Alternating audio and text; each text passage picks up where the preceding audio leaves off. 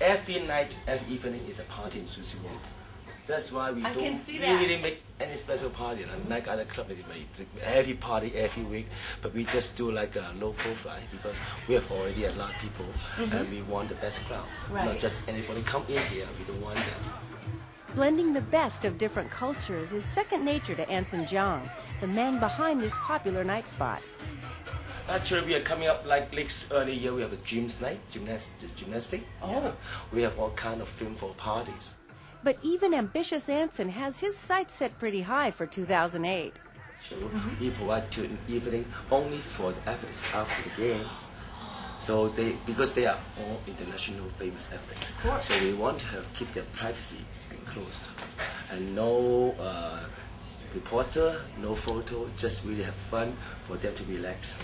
They're definitely relaxed after the game because they have prepared for how many years. Right. Named after a movie filmed in 1960, this lavish setting is where the beautiful people of Beijing come to play. The bar, the loft, and the private alcoves teem with expats and natives in high fashion and higher spirits. Anson's clientele play board games, sip drinks that would be at home in any U.S. nightclub, take Latino dance classes, enjoy videos on widescreen TVs, and after the DJ shows up, never before 10:30, they can groove to Latin or vocal house, funky groove, progressive or breakbeat music until 3 or 4 in the morning. Anson has one more plan for making his club even more inviting and more exclusive. Let's review. Beautiful people, a party every night, high cover charges, and even Olympic athletes. In August of 2008, that dream may become a reality, especially if Anson Jiang has anything to do with it. We can host a party for these great people. I wish I could do it. It sounds like already you are thinking about it.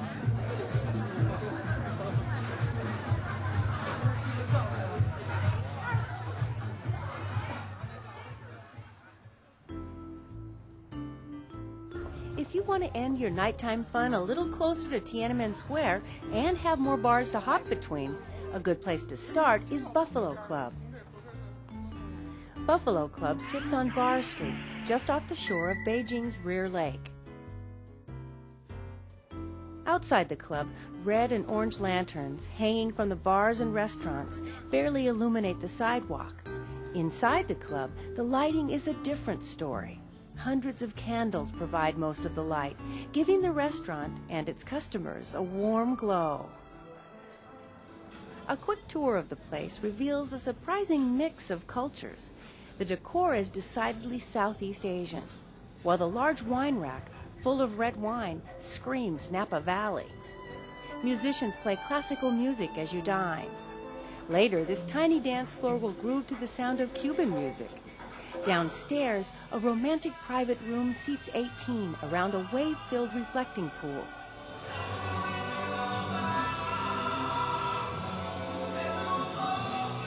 This glittering gem of a club, like its neighbors, is relatively new. Rear Lake's Bar Street isn't even 10 years old. During the SARS epidemic, cooped-up Beijingers began to take walks along the empty lakeside. One bar opened up in response to the increased foot traffic, and then another and another. That's how this end of Rear Lake came to be known as Bar Street. Not every establishment here is as quiet and low-key as Buffalo Club. A stroll down the wide sidewalk leads you past pubs featuring live rock bands and bottles of beer, as well as dance clubs virtually vibrating with bassy techno.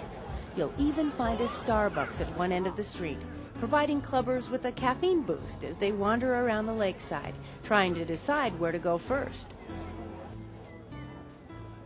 The waterfront fills with locals and tourists looking for dinner, drinks, and dancing, the universal elements of a great night on the town.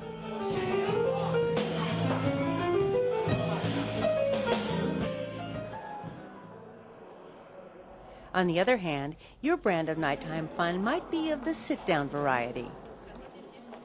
Why not take a break from the Olympic action with a little high culture? If classical music is your cup of tea, the China Philharmonic Orchestra plays over 80 concerts a year. You might hear the sounds of Beethoven, Brahms, Copland, even Gershwin, located minutes away from Tiananmen Square. Founded in 2000 by China's Radio, Film, and Television Bureau, this 120-person orchestra didn't take long to find its footing in the classical music scene. By its 5th season, the symphony had one world tour under its belt and regularly thrills audiences at the Forbidden City Concert Hall on Friday, Saturday, and Sunday evenings. You'll feel right at home here because the program is in both Chinese and English. Performances frequently feature internationally renowned talent, like Korean violinist Chi-Yoon Kim. It's easy to see why Chi-Yoon travels the world performing and recording the classics. Her flawless technique, beautiful tone, and obvious passion have made her a favorite with everyone from Beijing locals to U.S. presidents.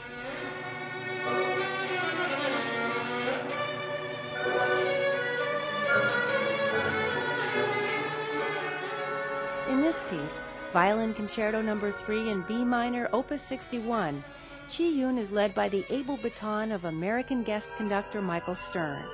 If the name sounds familiar, you're right. His father is the late violinist Isaac Stern.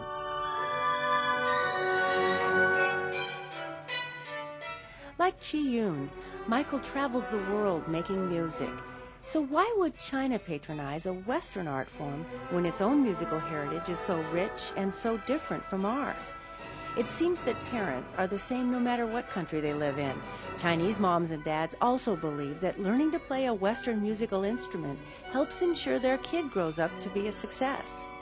With proof like Michael Stern and Chi-Yoon Kim, there's not much room for disagreement.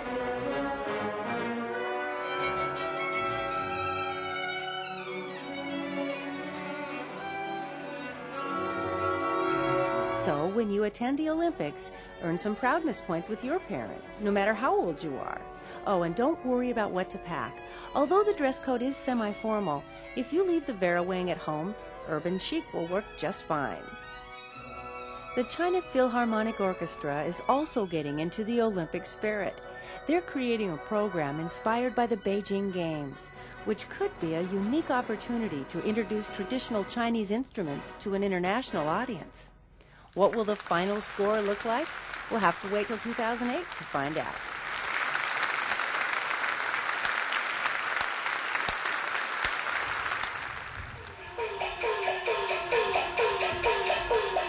If you want a window into Chinese culture, the intriguing Laosha Tea House is a must-see for visitors.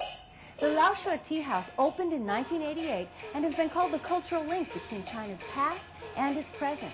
Inside, you'll find ancient tea ceremonies, shadow puppetry, Peking opera with English subtitles, Chinese acrobats and magicians, and of course, you will drink lots of fabulous tea.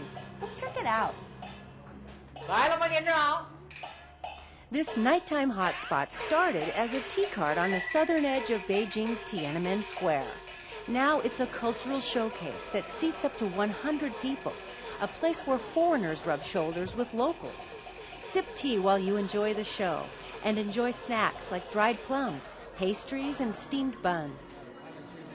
It's right before the show. Let's sneak backstage, or actually backstage and then on stage, and you can see that they're putting the last-minute touches on the tea demonstration.